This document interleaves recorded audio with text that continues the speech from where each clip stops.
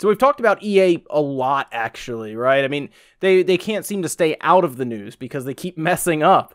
Well, the one thing we always hear from people is wait for sales to come out, because while there is a vocal minority generally, most of the time, right, online, it doesn't always reflect what the mass majority will do. The public, the people who aren't online as much, maybe don't go on forums, or really participate in what we see online, which are people, you know, kind of bashing EA, going on their forum, the Reddits, you know, hitting the thumb down button on their AMAs, all that stuff. Well, this is where things get kind of good.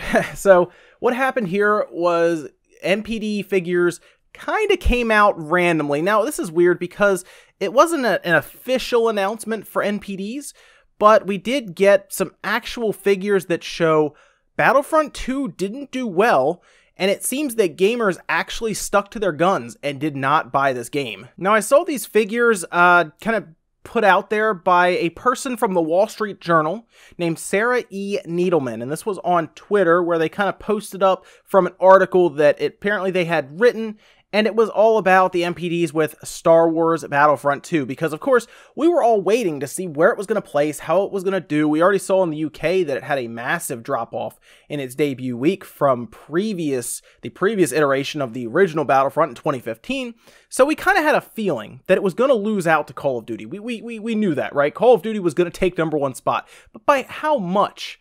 Because generally with NPDs, we don't always get actual game numbers, right? We don't usually get numbers. In this case, though, I think it was so important to a lot of people to get it. Well, we got them, and get ready for this one. So the original Battlefront, the first one, in 2015, sold roughly 1.8 million copies at retail. That's physically. Now, if you include bundles, the original one sold 2.1 million. Because remember, there was bundles with PS4s. It was very popular that way. I think a lot of people who are Star Wars fans probably bought in, got the bundle, and that was it, you know? And in this case, they didn't really have massive bundles like those were really pushed back then. I remember that. I think there were still Battlefront 2 bundles, but they were really pushed back when the 2015 version came out. Now, in the NPDs, the #1 spot belongs to Call of Duty. I don't think any of us are surprised. When they went back to World War II, there was a very resounding sigh of relief.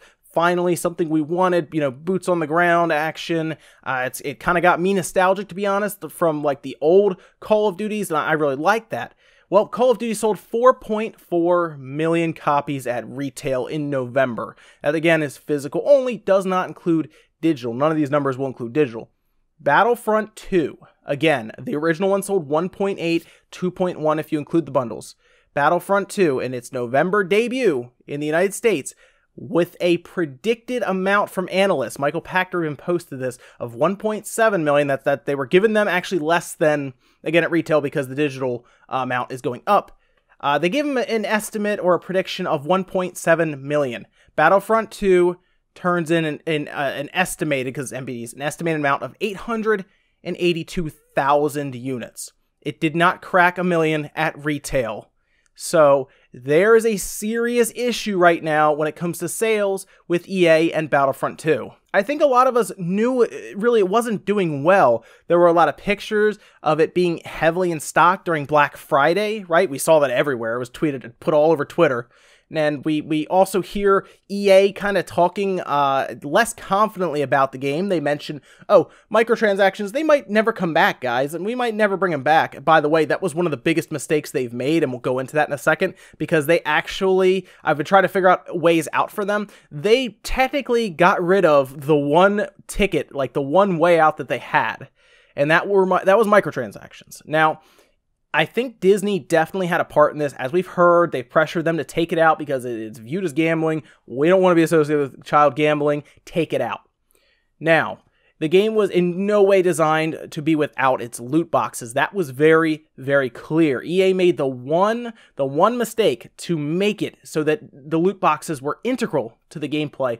Call of Duty has loot boxes. Let's not get around that or anything. It has loot boxes. However, it doesn't seem to be as integral to the game as it was with something like Battlefront. They're still there. They're just not there as obviously as Battlefront 2 tried to make progression stick to those loot boxes. Now, the one ticket they had out, like I'm saying, were microtransactions, the loot boxes. If they had left them in, if they had not been bothered by Disney, they could have fudged the numbers for their expectations. Their expectations. Remember, they said that to investors, this will not affect it. Our sales will not be affected by this whole thing. They were expecting to sell 14 million copies by the end of March. They sold 882,000 in the first month with MPDs in the United States, where they should sell a ton. So they are in massive trouble right now. So how could they get out of this? Well, if they left microtransactions in, instead of reporting the number that they sell, they could have just reported revenue. Remember, we've talked about that, where investors only really care about money. They don't even care about how many copies you sell. It all comes down to how much green do you bring in, right? I mean, we saw it with Call of Duty, where instead of telling us how many they sold, all they wanted to tell us about was the amount of revenue that they brought in, and then compare it to things like Thor Ragnarok for some reason. Because, well, money talks. Money is the whole reason to be doing this. So if they had left microtransactions in, they could have never told us how many they actually sold, and instead flipped it around by saying, hey, we made this much money compared to the old Battlefront. And that one didn't have loot boxes that were obviously that were like they are in Battlefront 2, where it's so integral to the gameplay. They could have come to the table and said, well, Battlefront 1 made us, $1 billion or something, but Battlefront 2 made us like 1.3 billion, so everything's good because of the microtransactions. You don't need to sell as many because maybe you can get $1,000 out of a couple whales, and that all adds up. And then you have not only the sale of the game, but you have tons of profit on top, way more profit than actually selling the game. So they made a massive mistake, and unfortunately, they backed themselves in the corner. They couldn't do anything about it.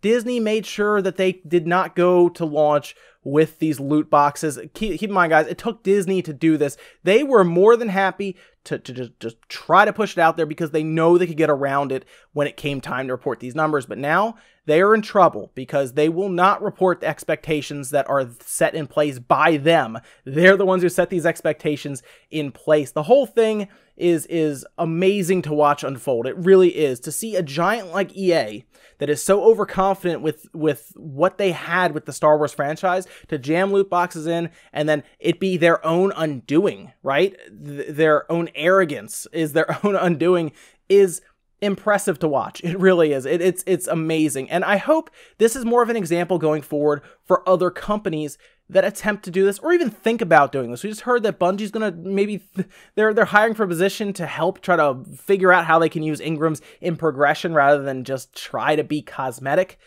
It's not going to work. People will get onto it like they did with the XP system, and then they'll be in trouble. So at this point, developers, maybe work on your greed a little bit, because at this point we now have an example. And I will say this, the only reason Call of Duty is not being as scrutinized as Battlefront 2 is because the Star Wars brand is much larger than Call of Duty and the fan base is much more rabid. But next year there will not be another Battlefront. If Call of Duty tries to pull the same thing, well, you might get that same outcry. It could be kind of interesting to watch, especially when they don't have World War II next year and it's just a standard Call of Duty, kind of like a Black Ops. I don't know, guys. Let me know what you think down in the comments. I am very curious. I'm sure a lot of you are very happy to hear that Battlefront 2 sold roughly 58% less than what they were originally selling with the first Battlefront, because that just shows that fans actually stuck to their guns and they did not buy this game. It's amazing. Star Wars was not enough to push this game along to people, and it really is awesome to see because gaming was going in the direction that I think was getting a little too out of control with loot boxes, and maybe now they'll back off because of that. The only thing they can really do at this point, and I'm not even kidding, if they end up adding microtransactions back in, it has to go free to play. That way they can use the download size. Every time one downloads, they can count it as a sold copy, and then they can come to the table, in March saying, oh, we have 20 million downloads. That's kind of like sales. So that's the only other thing I could think of at this point, guys. It has to go free to play, maybe January, February, because they will hit that panic button. Thanks, guys, for watching. I'll see you next time.